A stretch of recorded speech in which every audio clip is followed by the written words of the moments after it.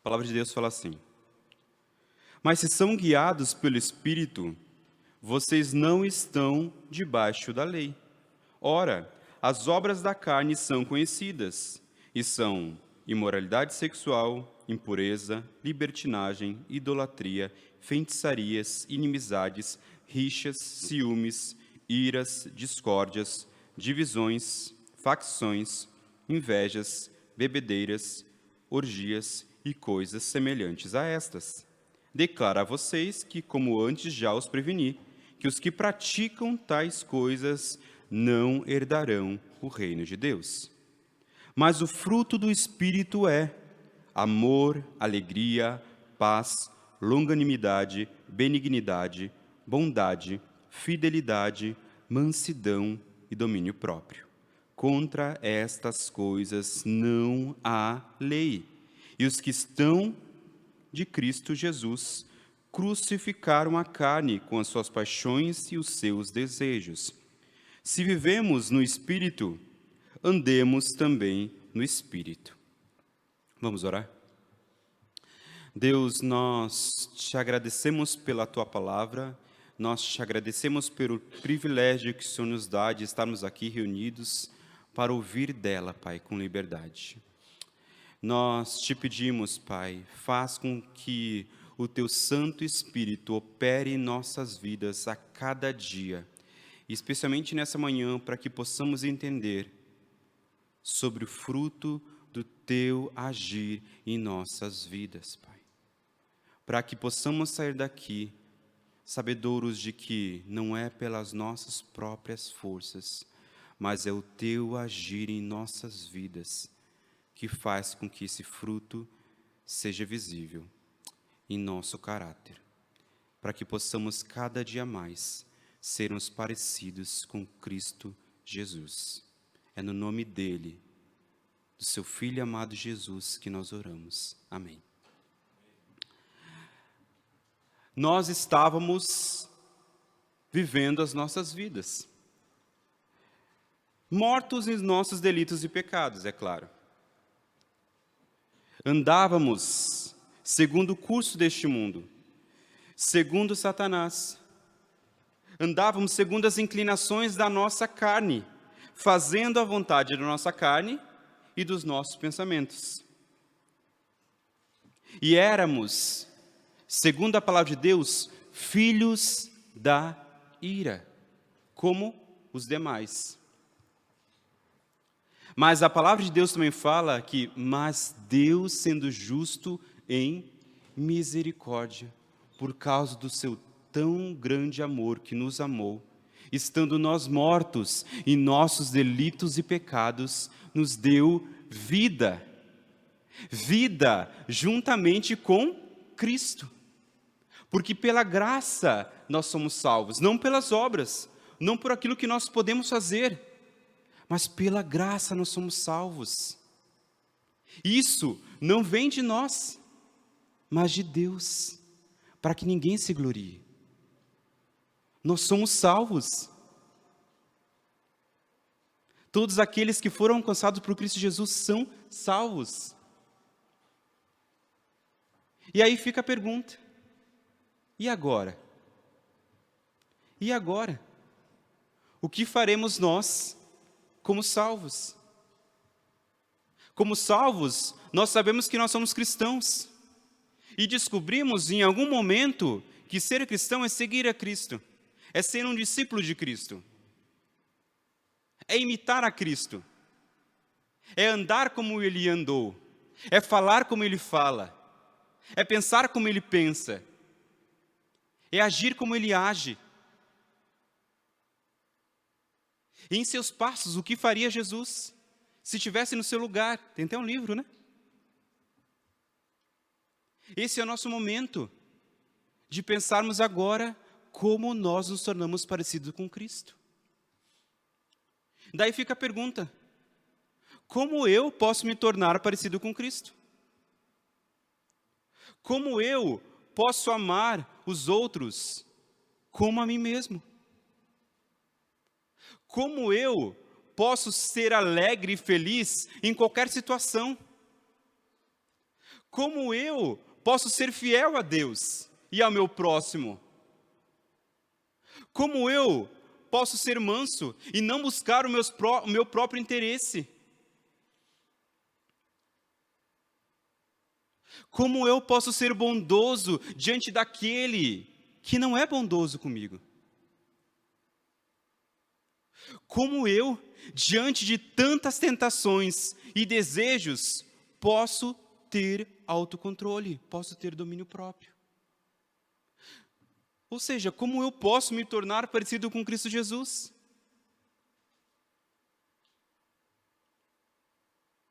Existem algumas respostas, algumas certas e algumas erradas.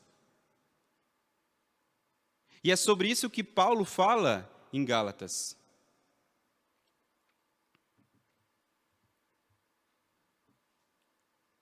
A resposta para essas perguntas estão na carta de Gálatas. Propriamente mais no capítulo 5 que Paulo vai trabalhar. Paulo vai falar aqui a respeito do fruto do Espírito. Mas antes de falarmos sobre o fruto do Espírito, propriamente dito, nós precisamos voltar um pouco e entender o contexto no qual Paulo está falando a respeito do fruto do Espírito, para que a gente realmente possa entender o que significa este fruto do Espírito. Ou as obras da carne que ele também cita.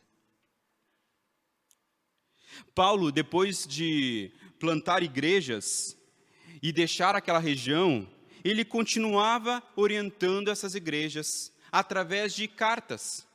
E a carta de Gálatas é uma delas. É uma carta onde Paulo enviou para a igreja na região da Galácia, na Ásia Menor. Lembre-se que Paulo havia sido enviado pela igreja de Antioquia para pregar as boas novas a respeito de Cristo Jesus para os gentios, ou seja, para os não-judeus daquela região, onde hoje é a Turquia. Pessoas de várias cidades e de regiões da Galácia haviam entendido e aprendido aquilo que Paulo havia ensinado. Tinham passado a crer em Jesus Cristo de Nazaré como seu Senhor e Salvador, aquele que Deus havia prometido nas Escrituras do Antigo Testamento. Coisa que ele precisou ensinar, porque eles eram não-judeus. Eles não sabiam a respeito do Antigo Testamento. Então Paulo teve que ensinar todo o Antigo Testamento para eles.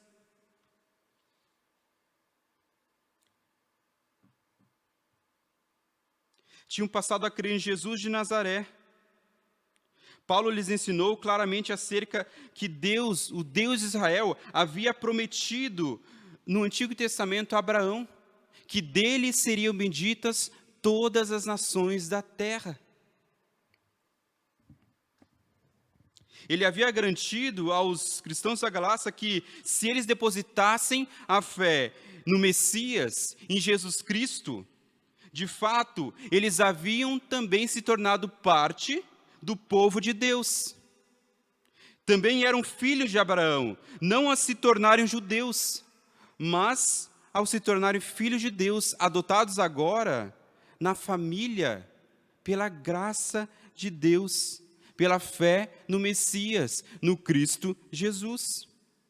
E embora eles fossem gentios, agora eles faziam parte desse povo da aliança de Deus. Estavam entre os descendentes espirituais de Abraão, não de sangue, mas pela fé. Foi essa verdade que Paulo lhes ensinou quando ele havia plantado essa igreja. Mas, não muito tempo depois de Paulo ter ensinado essas verdades, uma grande confusão estava acontecendo na igreja de Gálatas. Outros tinham aparecido com uma mensagem diferente, segundo Paulo, com um outro evangelho que, na verdade, não é o evangelho. Estes outros, eles eram judeus, como Paulo também era. Provavelmente eles também fossem cristãos, crentes em Cristo Jesus. Porém, ao contrário de Paulo, eles não consideravam suficiente apenas crer em Jesus Cristo. E diziam que se os gentios desejavam realmente as bênçãos das promessas feitas a Abraão, se eles queriam realmente ingressar no povo de Deus, tornando-se herdeiros da promessa, eles precisariam se tornar prosélitos. Ou seja, eles deveriam se converter à fé judaica, ao serem circuncidados e também ao cumprirem a lei de Moisés, que abrangia, sobretudo, as prescrições a respeito do sábado e os alimentos impuros e puros. Além de crer em Jesus, eles deveriam agora ser circuncidados e obedecer à lei. Era aquilo que esses falsos mestres estavam ensinando. Paulo, na carta aos Gálatas, ele reage de forma enérgica. Nos 4 primeiros capítulos da sua carta, Paulo, ele defende o seu apostolado, que havia sido, de alguma forma, questionado, e defende que somente pela fé em Cristo Jesus, eles eram herdeiros das promessas, eles eram salvos. Eles não precisariam cumprir a lei agora. Que a nossa salvação era apenas pela fé em Cristo Jesus. A lei que foi dada a Moisés no Antigo Testamento cumpriu a função dela. E foi uma função apropriada para o povo de Israel. Mas agora que Cristo Jesus chegou, ele abriu caminho, não somente para os judeus, mas que todos aqueles que crescem no Messias prometido se tornassem, fizessem parte desse povo da promessa.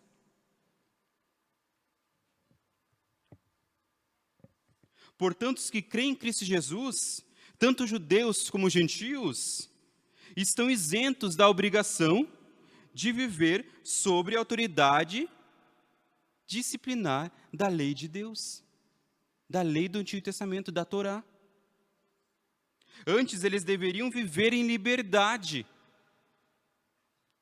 para Deus, na presença de Cristo neles, andando agora pelo Espírito. Mas daí, nós e eles, e esses falsos mestres poderiam dizer, mas esse tipo de vida não pode conduzir de alguma forma a uma espécie de imoralidade? Isto é, se de fato eles não fossem refreados pela lei de Moisés, estes gentios recém-convertidos, eles não acabariam fazendo o que bem entendessem, se voltando às antigas práticas da imoralidade pagã? E Paulo nos fala que não. Não. Essa é uma falsa polarização entre uma espécie de legalismo, entre dois extremos, um legalismo e uma licenciosidade. Um legalismo é uma espécie de liberalismo. O legalismo, num extremo, no caso eu preciso obedecer à lei, às regras para ser salvo, e uma licenciosidade no outro extremo, onde Deus me ama como eu sou, e não preciso de regras. Essas são duas respostas completamente erradas para a pergunta como nós podemos viver a nossa vida cristã.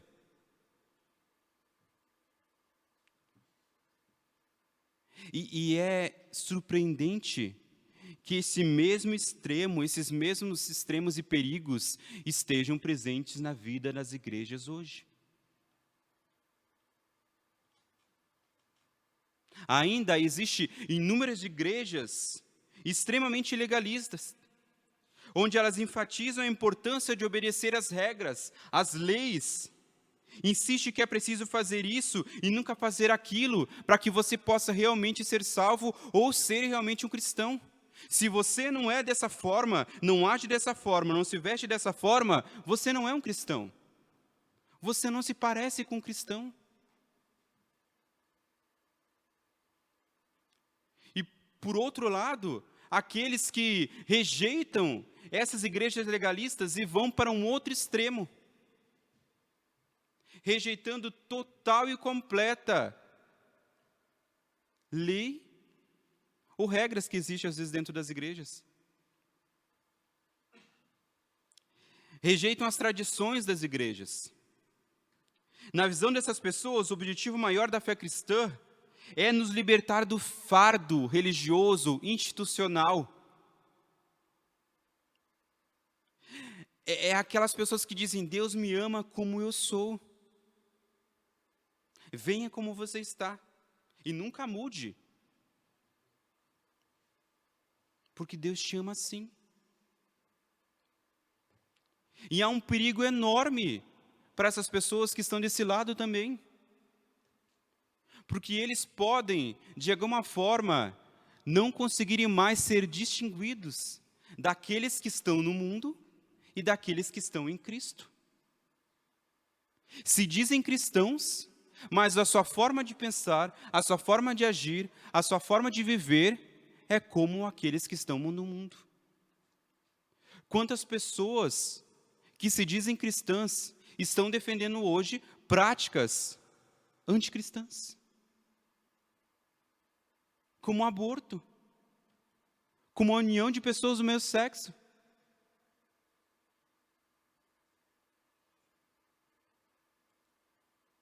Isso é mais comum do que a gente imagina. E Paulo, ele diz que sempre há este pêndulo.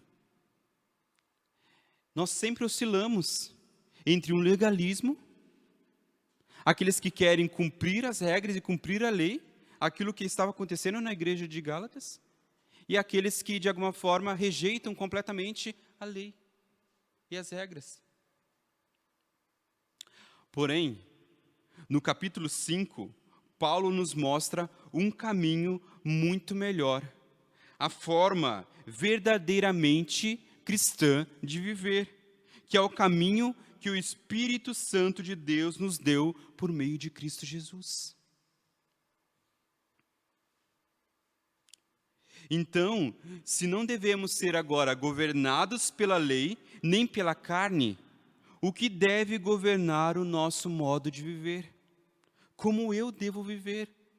E a resposta que Paulo dá é através do Espírito Santo de Deus. Olha o que Paulo nos fala e nos apresenta nos versículos 16, 18 e 25. Ele fala: vivam no Espírito, verso 16. Sejam guiados pelo Espírito, no verso 18. Vivemos no Espírito, então andemos também no Espírito, verso 25. É o cerne da vida cristã, é o centro e o segredo do que significa estar em Cristo Jesus e ser parecido com Cristo Jesus. Viver no Espírito. E assim Paulo explica que se permitirmos que o poder do Espírito de Deus governe nosso modo de viver, evitaremos os extremos do legalismo e do liberalismo. E é o que ele explica nos versículos 16 a 18. Leiam comigo.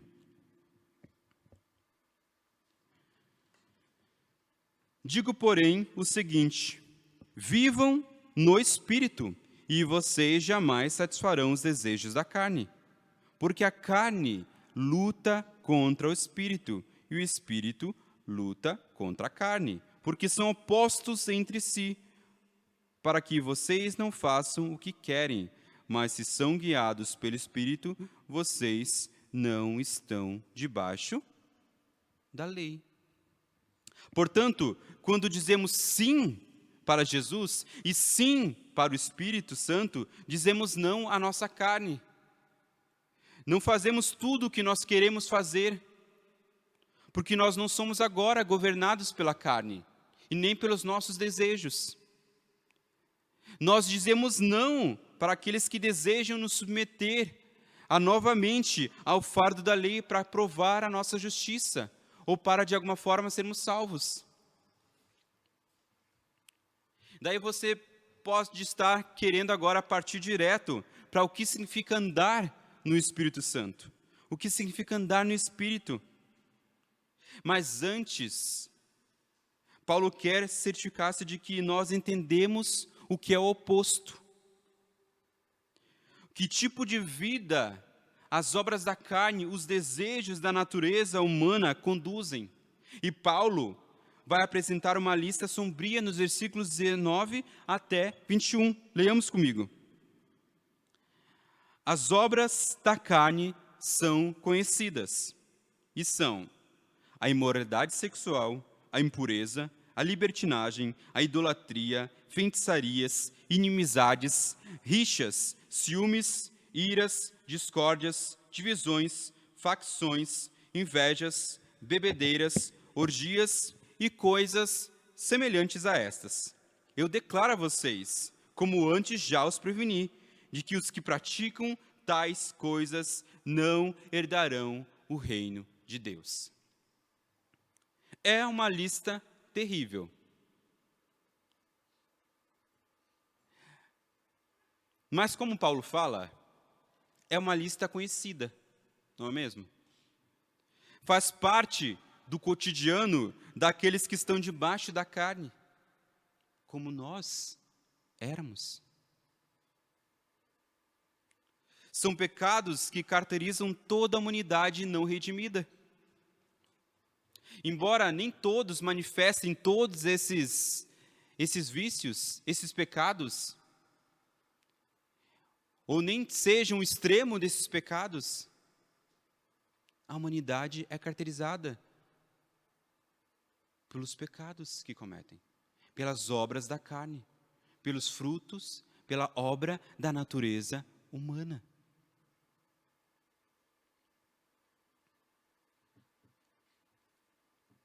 Esta lista ela menciona questões individuais e questões sociais e culturais. Ela vai do âmbito público para o âmbito privado, e atos exteriores a emoções interiores. É um exato reflexo daquilo que vemos ao nosso redor, no mundo que jaz no maligno. E Paulo ele termina essa lista com algo, com uma repreensão. Declaro a vocês, como já os preveni, que os que praticam tais coisas não herdarão o reino de Deus. Paulo ele não está falando aqui sobre um ato pecaminoso. Paulo está se referindo ao hábito de pecar, à prática desses pecados. Aqueles que ainda estão escravos dos seus maus desejos, da sua natureza pecaminosa, ou seja, aqueles que não crucificaram a carne junto com suas paixões e seus desejos. Aqueles que ainda não estão em Cristo. Eles não herdarão o reino de Deus. E agora, finalmente, Paulo, em contraste com esta lista, descreve a vida no fruto, a vida no andar no Espírito. Gálatas 5, 22 a 23. Mas o fruto do Espírito é o amor, a alegria, a paz, a longanimidade, a benignidade, a bondade, a fidelidade, a mansidão e domínio próprio. É importante nós percebermos o que Paulo não está falando aqui. Paulo ele não está nos dando uma lista de virtudes em contraste com a lista que Paulo havia dado anteriormente. Sobre as obras da carne, né? Ele não está dizendo, não faça isso, obras da carne. Pelo contrário, agora façam isso, fruto do Espírito. Não é um novo conjunto de regras e normas que Paulo está nos dando. Não é faça isso ou não faça aquilo. Paulo não está dizendo, não tentem obedecer às regras do Antigo Testamento. Em lugar delas, eis aqui um novo conjunto de regras para vocês obedecerem. Seria trocar um legalismo por outro. Paulo não está falando isso. A chave para que a gente possa entender o que Paulo está dizendo é a metáfora que ele usa para falar sobre essas virtudes. Ele fala, o fruto do Espírito. O fruto. Todas essas belas palavras, essas belas virtudes, essas belas qualificações, qualidades que ele descreve, quando em conjuntas, quando juntas, elas são o fruto do Espírito. No singular, o fruto do Espírito. Existem muitas explicações a respeito disso, eu não vou entrar em nenhuma delas. Mas o que eu quero dizer para vocês, é o que Paulo está dizendo aqui, é que você não pode escolher uma delas. Você não pode, eu quero só ter paz. É o que eu quero ter na minha vida. E domínio próprio. Nem tanto. Nem tanto. Paulo ele não está dizendo que você pode escolher um desses frutos. Dessa parte desse fruto. Muitos olham para o fruto e pensam numa espécie de laranja, onde tem vários gomos. É uma forma interessante de ver. Dá para a gente ter essa imagem na nossa mente, né? Uma laranja tem vários gomos, mas um gomo não é uma laranja. Você não pode escolher uma dessas virtudes. Paulo está dizendo que se você é um cristão, um crente em Cristo Jesus, você, não pelas suas próprias forças, mas pela força de Cristo em vocês, pelo agir do Espírito Santo na vida de vocês, vocês devem produzir essas virtudes. Não é uma escolha. O ao contrário também é algo para se pensar. Se nós não produzimos esses frutos, alguma coisa está errada. Uma árvore que não produz fruto, ou está morta, ou está mal nutrida. E logo, logo morre. Bom, voltamos ao texto. O fruto é o resultado natural de uma árvore frutífera. Se uma árvore está viva, ela produz fruto. Faz parte da natureza de ser uma árvore viva. O fruto é o que se obtém quando uma árvore tem vida dentro dela, quando está bem nutrida. O fruto nasce simplesmente da vida dentro dela que se eleva sobre o solo e sobre a água que alimenta suas raízes e flui da seiva para todos os galhos até os menores ramos, até que nós tenhamos frutos. É aquilo que o salmista nos fala lá em Salmos 1:3 que nós lemos. Ele é como uma árvore plantada junto a uma corrente de águas. Uma árvore que está bem nutrida. Que no devido tempo dá o seu fruto. E cuja folhagem não murcha e tudo o que ele faz será bem sucedido. Portanto, o que Paulo está dizendo aqui, com essa lista, essas são as qualidades que o próprio Santo Espírito de Deus produzirá na vida cotidiana daqueles que estão em Cristo Jesus. Porque o próprio Espírito de Deus está nela. A vida está nela. O Espírito Santo de Deus fará com essas qualidades da vida de Cristo, que nós vemos na vida de Cristo Jesus, se desenvolva na vida dessa pessoa, de modo que ela se torne cada vez mais semelhante a Cristo Jesus. O que Deus quer para todos os seus filhos, que nós nos tornemos parecidos com Cristo Jesus. Eis a resposta das perguntas que fizemos no começo. Como nós podemos nos tornar parecidos com Cristo Jesus? Através do agir do Santo Espírito de Deus em nossa vida, produzindo fruto, o caráter de Cristo em nós. Não pelas suas próprias forças, mas pelo agir de Cristo em você.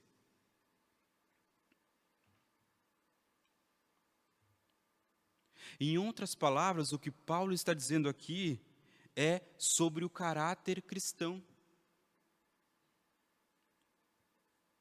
Mas, infelizmente, hoje em dia, o caráter é algo bastante subestimado em boa parte da vida das igrejas. Olhamos para o exterior e avaliamos as pessoas conforme elas estão se saindo, conforme as suas práticas. E prestamos muito menos atenção no tipo de caráter que elas têm ou estão desenvolvendo. Eu me lembro, não sei os outros aqui, mas eu me lembro que quando eu fui sabatinado para ser pastor numa igreja batista, o que menos me perguntaram a respeito do meu caráter. Eles não perguntaram a respeito de como eu era. Eles perguntaram a respeito do que eu sabia, daquilo que eu havia estudado, de como eu agiria em certas situações. Pasmem, não me perguntaram a respeito das qualificações de um presbítero, que tem muito mais a ver com quem ele é do que aquilo que ele faz. Mas isso é algo que a gente faz naturalmente também. A gente mede a nossa santificação por coisas externas.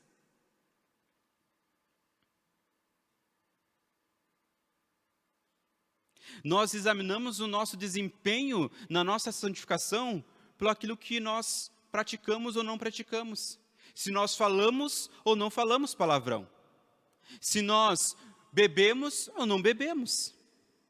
Se nós frequentamos tais lugares ou não. Com as pessoas que nós estamos andando ou não estamos andando. É assim que a gente olha para as pessoas. Nossa, que pessoa santa.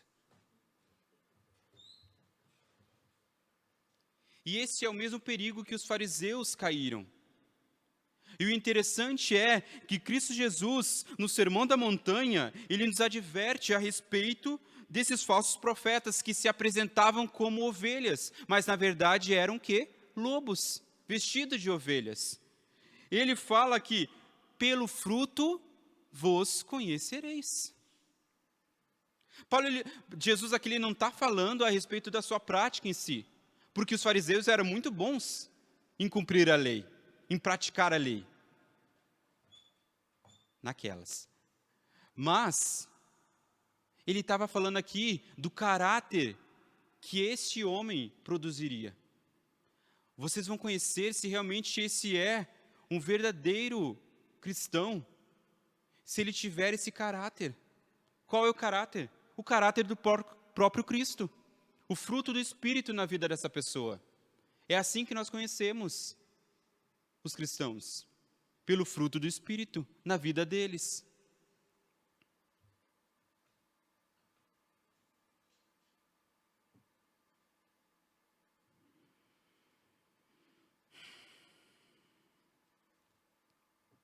O fruto do Espírito tem muito mais a ver com algo interior,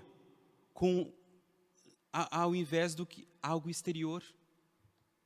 É muito mais fácil nós deixarmos de falar palavrão do que nós, diante de certas situações, sermos mansos. Termos domínio próprio, amar.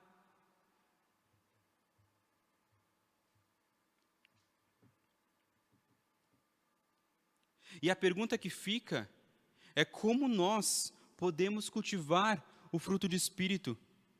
Sabemos que nós não produzimos o fruto, mas como nós podemos cultivar esse fruto em nossa vida?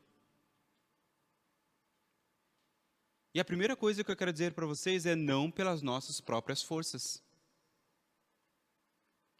Muitos cristãos, ao se converterem e lerem sobre o fruto para os quais eles são chamados, tentam polir as suas vidas para que surja mais do fruto do Espírito.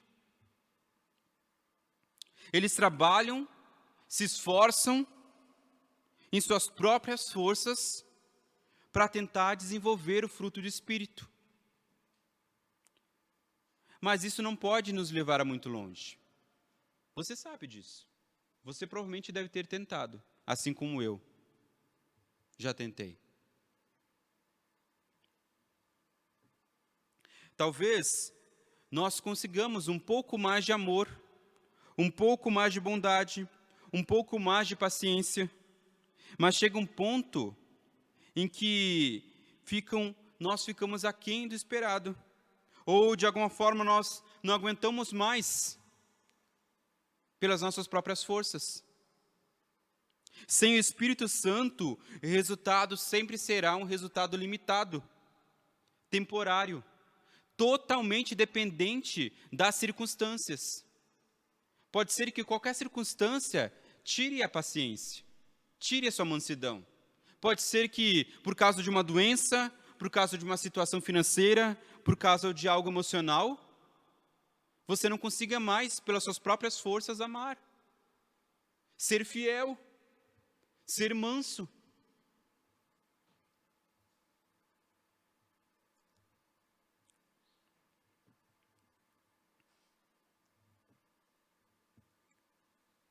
Se você quer que o fruto do Espírito cresça em sua vida, o que a gente faz quando a gente quer cultivar? A gente vai e inverniza os galhos para que fique mais bonito? Não. Eu estou perguntando para as pessoas que sabem mesmo, né? Porque a minha esposa também não é algo expert nessa área, pelo contrário. Mas a gente não vai e força com que a árvore cresça. A gente não vai e olha lá o fruto verde e tinge o fruto com uma tinta para que fique vermelhinho, para que a gente coma do fruto. Não. A gente faz o quê? A gente cuida das raízes. Onde esta árvore está? Qual é o solo que ela está? Ela está recebendo água, nutrientes? É assim com que a gente faz, a gente cultiva uma árvore para que ela dê bom fruto. A gente cuida para ver se ela está realmente bem fertilizada. E da mesma maneira, a vida cristã acontece. Se você quer que o fruto do Espírito cresça em sua vida, você tem que cultivar o solo. E qual é o solo que nós devemos cultivar? A palavra de Deus. A palavra de Deus. Não é um legalismo, novamente. É um relacionamento com Deus. É a palavra de Deus em nós. É nós estarmos ligados na água da vida. É somente através do nosso tempo de dedicação na palavra de Deus que o fruto pode ser produzido em nossa vida, cultivado em nossa vida. É você ter um tempo de devocional diário na palavra. É você ouvir a pregação da palavra. É você se reunir com irmãos para falar a respeito da palavra. É você tomar um café e ler a palavra junto. É você se reunir em pequenos grupos, em grupo de homens e de mulheres e falar a respeito da palavra de Deus. Sabe o que te impede de ser manso? É a falta de tempo na palavra de Deus. Sabe aquele momento que a gente normalmente negligencia do dia? O nosso devocional diário? Que a gente pensa, não vai dar nada? É aquilo que impede de você de ser fiel. É aquilo que impede de você de amar o próximo. É aquilo que impede de você de ser um bom pai, de ter paciência com seu filho, de ser um bom marido, de amar a sua esposa, de ser bondoso com as pessoas, de ser manso, e em algum momento não ir lá e buscar os seus próprios interesses.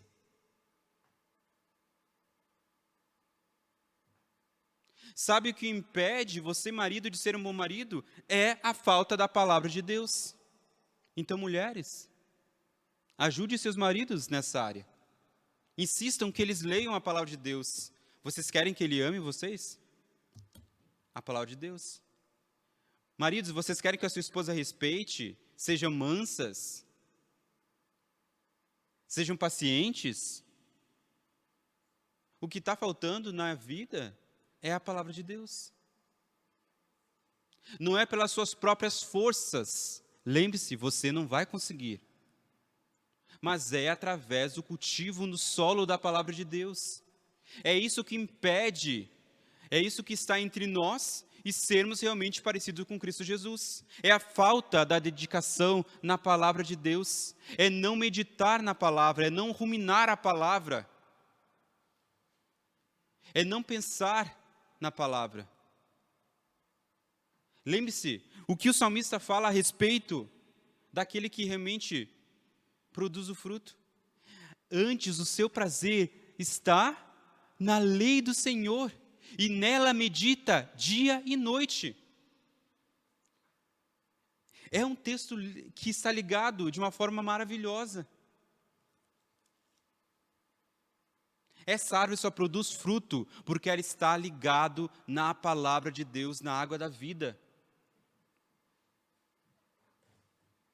Não pense que quando Satanás impede você de estar focado na palavra de Deus e ler a palavra de Deus, e que você deixe e negligencia por qualquer outra coisa, que é algo que não vai fazer diferença na sua vida. É isso que te impede de ser parecido com Cristo Jesus. De ser bondoso, de ser amoroso, de ter paz em meio ao caos em que você vive. De ser alegre, mesmo em meio a situações difíceis da vida. De ser manso, de ser bondoso, de conseguir resistir no dia mau, às tentações que aparecem. Você só não resiste porque você não está firmado na palavra de Deus. A maioria dos nossos aconselhamentos como pastores culminam na falta do quê? De leitura da palavra de Deus, de devocional diário. Escuta, no final a gente pergunta, e aí, como é que está o teu devocional diário? Não estou conseguindo, estou meio atarefado. Era para ter começado daí. Pouparia muito tempo. Vou começar assim agora.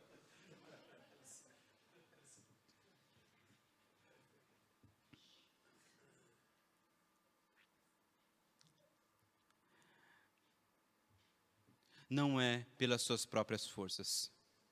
É por um relacionamento diário com Deus da palavra.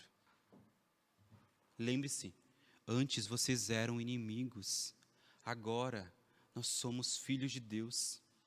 E como filhos, nós precisamos ter um relacionamento com Ele.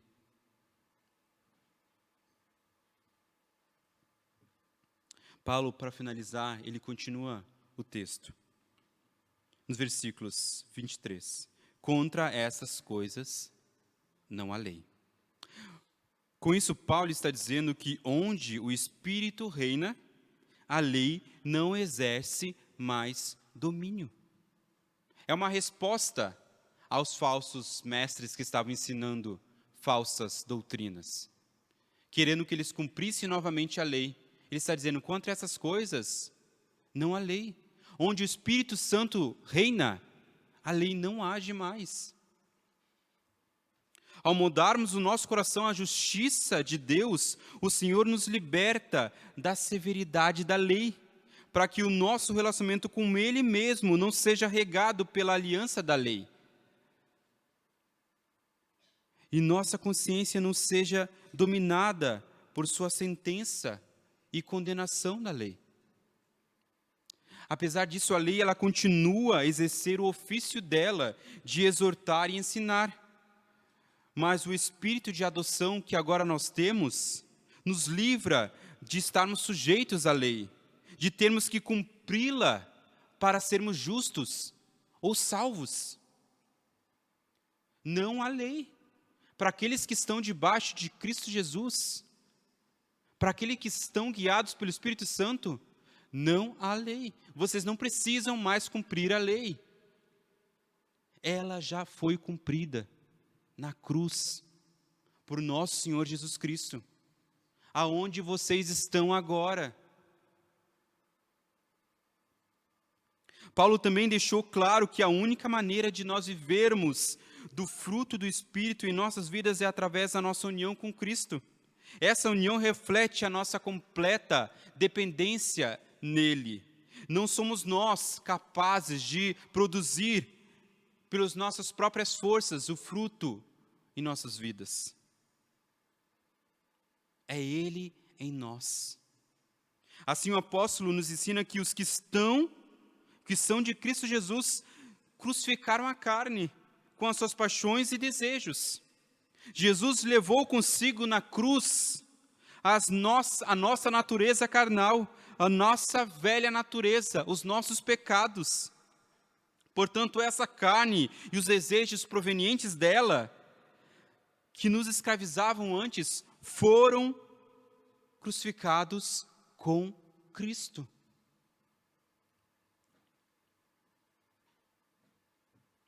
O golpe fatal já foi dado na carne. Deus já providenciou tudo o que nós precisamos para viver em novidade de vida, para viver no Espírito. Uma forma que agrada a Deus. Por isso Paulo afirma que a carne já foi crucificada. E a nossa responsabilidade é crer nisso. E agir de acordo. Agora, se a nossa carne já foi crucificada em Cristo Jesus, então agora nós vivemos pelo Espírito, que Paulo fala. Se o Espírito é a fonte de nossas vidas, se Ele é que nos capacita a vivermos em retidão, então devemos entregar completamente os nossos passos a Ele, a nossa vida a Ele. Por isso o apóstolo escreve, se vivemos no Espírito, andemos também no Espírito. Se somos verdadeiramente seguidores de Cristo, necessariamente nós devemos viver de uma maneira que seja compatível à nossa crença, à nossa fé. Se nós precisamos estar ligados no solo da palavra de Deus, ligados na água da vida, para que no poder do Espírito Santo, seu fruto seja visível em nossa vida, para que nós possamos a cada dia nos parecer com Cristo Jesus. E é assim que durante essas semanas que nós vamos ter, nós vamos estudar a respeito do fruto de Espírito, do pomar de Deus, na igreja.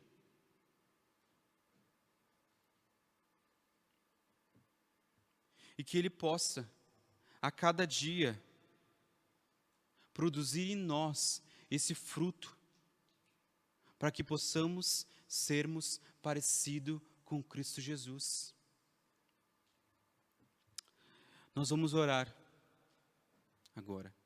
E essa oração que eu vou fazer é uma oração muito interessante, porque é uma oração que John Stott, segundo inúmeros livros, fala que ele fazia todas as manhãs. John Stott era um pregador da palavra, um homem de Deus, e que muitos falavam que era extremamente piedoso, que levava em si características de Cristo Jesus, ou seja, o fruto do Espírito. Vamos orar? Pai, peço que neste dia nós possamos viver na presença de Ti e Te agrade cada dia mais com nossas vidas. Senhor Jesus, nós te pedimos que nesse dia nós possamos tomar a nossa cruz e te seguir com nossas vidas. Santo Espírito de Deus, nós te pedimos que nesse dia nos enchas de ti e faças com teu santo fruto amadureça em nossa vida, que possamos ser amorosos, termos alegria, paz, paciência, amabilidade, bondade, fidelidade, mansidão e domínio próprio. É no nome do seu Filho amado Jesus, aquele que nos resgatou das trevas e nos trouxe para o reino e nos transplantou para o reino do seu Filho amado Jesus. Que possamos dar bons frutos para a tua glória. Amém.